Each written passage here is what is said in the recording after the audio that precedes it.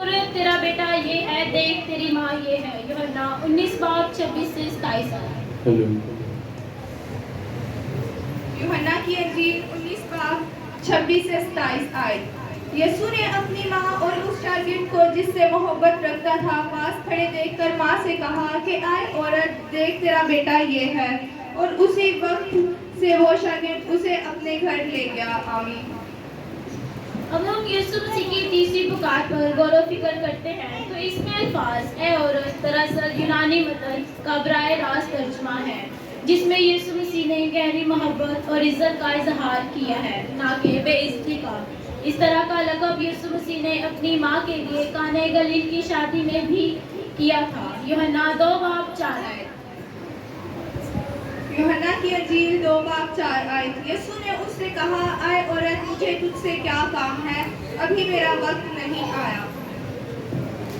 ये जानकर बड़ी हैरानगी होती है कि यीशु मसीह की पहली सदाएं जो दर्द व गम और सख्त जिस्मानी अजियत के दौरान लगाई गईं, इनमें यीशु मसीह की तस्वुरात व ख्यालात अपनी जानिब नहीं बल्कि दूसरों की जानिब हैं। यीशु मसीह की पहली पुकार इन लोगों के लिए है जो गुनाह की हालत मर रहे हैं। दूसरी पुकार ये जाहिर करती है कि यीशु मसीह किसी भी तौबा करने वाले गुनाहगार का हाथ थाम कर इसे आसमान पर अपने साथ ले जाने के लिए तैयार है। जबकि तीसरी पुकार बयान करती है कि किस तरह वो अपनी माँ और उसके मुस्तकबिल के बारे फिक्रमंद है। दूसरी जानिब ये मुकद्दसा मरियम के लिए कितना अजीबनाक होगा कि वो अपने लड़ते जिगर आम मुजरिमों की तरह सलीब पर लटका हुआ देख रही है और कुछ कर भी नहीं सकती। इसकी बेगुनाह जिंदगी को जिस तरह बेइंसाफी के साथ कलवरी पर सजा दी जा रही थी, क्योंकि वो जानती थी कि यीशु मसीह सिर्फ इसका बेटा नहीं बल्कि खुदावन का बेगुनाह बेटा है। मरियम की रूह यकीनन इस भारी गम के बोझ तले दबी होगी। तन्ने यीशु मसीह के बारे तो था कि तेरी अपनी जान भी तलवार से छिप जाएगी, लेकिन इन आखिरी 3 घंटों में सलीब पर लटके हुए अपनी माँ की तसल्ली और मुस्तकबिल के बारे फिक्रमंद था। और इस हकीकत ने यकीनन गिलगता के मकाम इसके दिल पर लगे हुए जख्मों पर मरहम रखा होगा। मरियम का ज़हन। आज हम ये सवाल कर सकते हैं कि मुकद्दसा मरियम के दिल पर क्या बीत रही होगी जब वो अपने बेटे को मुजरिमों के साथ सलीब पर लटके नीचे खड़े होकर देख रही होगी। क्या इसने इस लम्हा को याद किया होगा जब जब्राइल फरिश्ता 33 साल इस पर जाहिर हुआ, इसे यीशु मसीह की माँ बनने की खुशखबरी सुनाता है। लूका 1 बाब 32 आयत। लूका की इंजील 1 बाब 32 आयत। वो बुजुर्ग होगा और खुदा ताला का बेटा कहलाएगा और खुदावन खुदा उसके बाप दाऊद का तख्त उसे देगा। आमीन। इसकी पैदाइश जब बैतलहम की चरनी में हुई और फरिश्तों की गिरोह और चरवाहे और मजूसी उसे सजदा करने के लिए चरनी के पास आए होंगे। लूका 2 बाब 7 आयत। लूका की इंजील 2 बाब 7 आयत।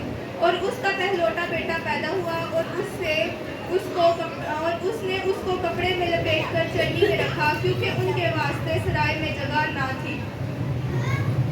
मरियम के ज़हनो दिल में ये सारी बातों की गूंज सुनाई देती होगी, खास तौर पर जब यीशु मसीह ने पहली बार माँ का होगा, ये लड़खड़ाते हुए पहली बार चलने की कोशिश की होगी। यकीनन सब कम से कम इस दुनिया में तो नहीं जान सकते कि मरियम के जहन में इस वक्त क्या था या कौन सी यादें इसके जहन में ताज़ा हो रही होंगी, लेकिन इस बात के बारे में मुझे कोई शक नहीं कि मरियम इस नबूवत को यकीनन नहीं भूली होगी जो शमाउन ने यीशु मसीह की पैदाइश के 8वें दिन उसको कही थी, तेरी अपनी जान भी तलवार से छिप जाएगी। और आज इस तरह सलीब पर बेबसी व मजबूरी की तस्वीर बनकर लटके हुए यीशु मसीह को देखकर इसकी नाजुक जान किस कदर तकलीफ में होगी। क्या वह सब कुछ सिर्फ ये सोचकर भूल जाए या अपने आप को तसल्ली दे कि वो आया ही इस मकसद के लिए था।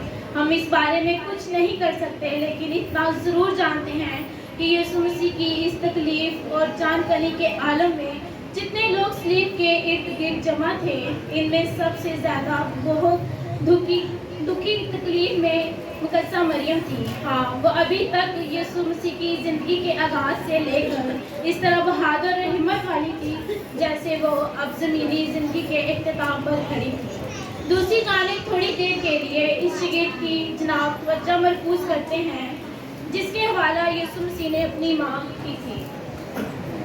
اس شاگرد کا نام یوحنا تھا اور یہ مقدسہ مریم کی بہن سلومی کا بیٹا تھا۔ اس کے حوالہ سے یہ یسوع مسیح کا رشتہ دار بھی تھا۔ یوحنا یسوع مسیح کے 12 رسولوں میں شامل تھا اور عمر میں سب سے چھوٹا ہونے کی وجہ سے یسوع مسیح اسے عزیز رکھتے تھے۔ یوحنا 21:20 آئے۔ یوحنا کی انجیل 21:20 آئے۔ پطرس نے مڑ کر اس شاگرد کو پیچھے آتے دیکھا جس سے یسوع مسیح محبت رکھتا تھا اور جس نے شام کے کھانے کے وقت اس کے سینہ کا سہارا لے کر پوچھا تھا کہ آئے خداوند تیرا پکڑوانے والا کون ہے؟ اور اس پہلی بات تھی کہ یسوع مسیح اپنی ماں کی دیکھ بھال یوحنا کے سپرد کرے۔ وہ تنگ خواہ اور جذباتی پطرس کے بارے تو مشکل سے سوچ سکتے تھے۔ دوسری جانب پطرس چونکہ شادی شدہ تھا اور اس کی اپنی خاندانی زندگی بھی تھی، یا پھر محض مباحثہ کرنے والے توما کے حوالے جو ہر بات پر سوال جواب اور شک کرتا تھا۔ بارہا میں جب بھی اس بیان پر آیا ہوں کہ تیری ماں یہ ہے تو میں فوراً یسوع مسیح کی شاگردوں کی فرصت میں پہنچا اور حیرانی سے سوچتا ہوں کہ ان کے علاوہ دوسرا کون ہو سکتا ہے جس کے سپرد یسوع مسیح نے یہ بھاری ذمہ داری ادا کر سکتے ہوں۔ اور ہر بار اختتام یوحنا کے نام پر ہوتا ہے۔ اس سے ہٹ کر یوحنا محبت رکھنے والا اور خیال رکھنے والا شخص تھا، یسوع مسیح کو بہت عزیز تھا۔ اور آخری فسح کے وقت بھی پطرس نے یوحنا سے ہی کہا تھا کہ یسوع سے پوچھے کہ اسے کون پکڑوائے گا۔ یوحنا 13:23 آئے۔ یوحنا کی انجیل 16 آئے۔ بس توما جسے توام کہتے تھے۔ یوحنا کی انجیل 13:23 آئے۔ اس کے شاگردوں میں سے ایک شخص جس سے یسوع محبت رکھتا تھا یسوع کے سینہ کی طرف جھکا ہوا کھانا کھانے بیٹھا تھا۔ اس کلمے کے حوالے سے جب ہم اس بات کو جانتے ہیں کہ یسوع مسیح نے صلیب پر لٹکے ہوئے اپنی ماں کی خبر گیری کی تو یہ بات سامنے آتی ہے کہ دوسروں کی خبر گیری کرنا ہی مسیحیت کا اولین پیغام ہے، اور اس اندازہ سے جیسا کوئی دوسرا نہیں کر سکتا، اور ایک دوسرے کی دیکھ بھال کرنا ہی تخلیق کا بنیادی اصول ہے۔ وہ آج کی دنیا میں مسیحیت کا چاہے کتنا ہی مذاق اڑایا جائے یا دیگر مذاہب کے لوگ کتنے بھی سوال اٹھائے، لیکن کلیسیا کا جو دنیا پر اثر ہے اسے چھپلا نہیں سکتے۔ یہ کلیسیا یہی ہے جس نے دنیا میں ہسپتال، اسکول، غریبوں کی دیکھ بھال کرنا اور دیگر عوامی بھلائی کے اس کام کو کیا، اور یہ انہوں نے اپنے منجی سے سیکھا کہ کس طرح اپنی اذیت اور دکھوں میں بھی دوسروں کے لیے کام کیا جا سکتا ہے۔ آمین۔